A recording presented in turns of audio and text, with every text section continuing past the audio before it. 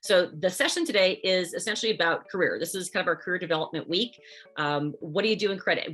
Is this a job that can give you a career? Is it just a job? And we think today that you're going to hear some good stories from the gentlemen that we have on the calls to share how they got where they got to, the paths that they took, and their perspectives on, if this is a career or a job that you like, how do you get to the next level? How did they do it, and what advice would they share with us? So again, this is our illustrious panel that we have today.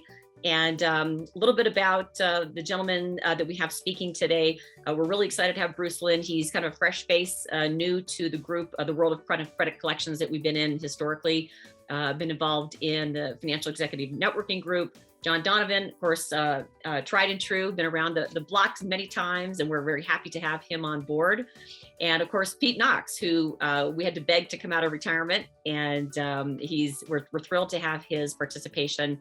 He's got a lot of phenomenal experience and is happy to give back and start to share even while he's laying on the beach or playing on the golf course.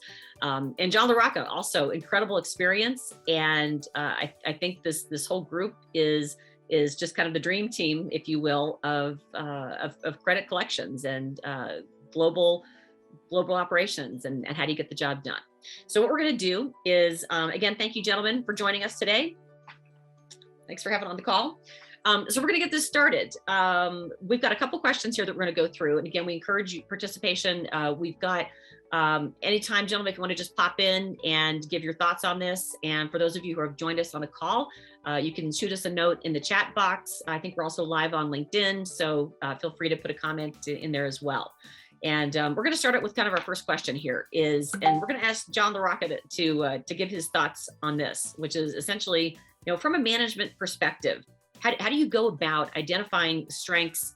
You hate to say weaknesses these days, right? It's really development opportunities.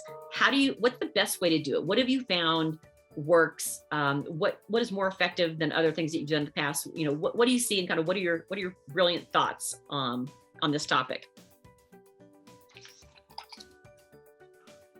It's an interesting question, and I'll give you a brief answer to it, and I'll back up.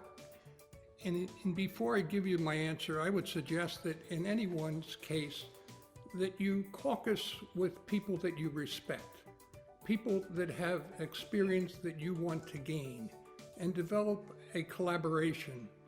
Seek mentorship earlier in your career, at the middle of your career, and camaraderie, if not mentorship, towards the latter part of your career.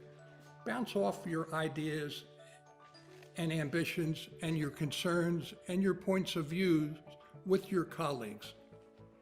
And when I think about the specific questions of strengths and development opportunities of staff, in my experience, most recently with Hitachi for the last 12 years, it's to meet with individual team members, first-level supervisors, second-level managers, at least quarterly. And even if it's 15 or 20 minutes, to schedule that brief conversation to review with them what are their ambitions and their aspirations and their desires. Because I have found that in my career, which goes back about 55 years in credit, I'm very well preserved, is that many people like exactly what they're doing. There are many people that love being collectors and wouldn't want to do any other job in the world. And before you help someone develop for the future, you have to find out what is their ambition.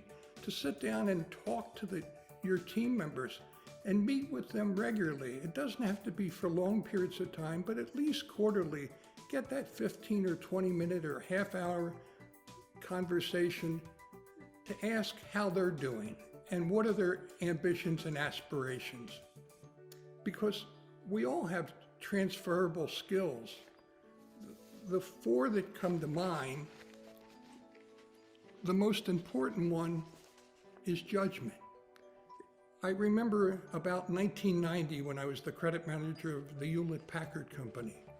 We took our North American and European credit managers to Houston for a 3-day session on building what was Model 90s. We were migrating from 55 sales offices to 2 shared service centers in the US, which eventually would end up in Romania and other parts of the world.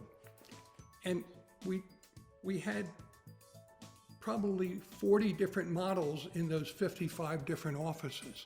And we were trying to consolidate so that when we brought things together in 2 shared service centers, we were bringing together common processes.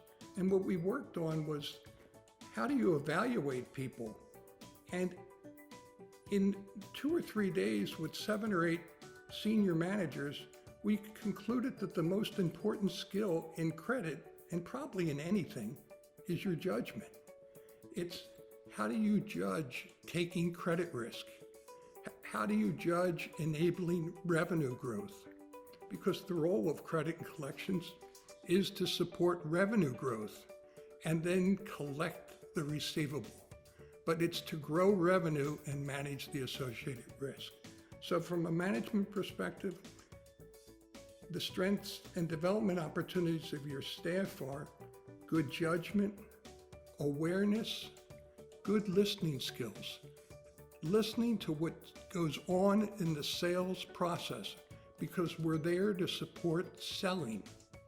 Nothing happens that's more important than this person who makes the sale, and then we get to manage the order. I'll stop there and give my colleagues an opportunity to chime in and maybe enhance or correct what I've said. And if no one speaks up, I'll call on John Donovan, but I won't do that right away because I won't get the floor back. Pete, what are your thoughts in this area? Thanks, John. So actually, you covered it very well, I thought, John. One of the things that we did at Nestle was, again, as you said, we met with our employees to get their interests, and then usually assign them to a project where they were interested in contributing, and then through that project, we would be able to identify what strengths they had and also opportunities where we could strengthen some of their skills. So as you mentioned, meeting with people and showing them that you care enough to help them will go a long way in creating trust between management and their employees, and just helping them along in developing their skills.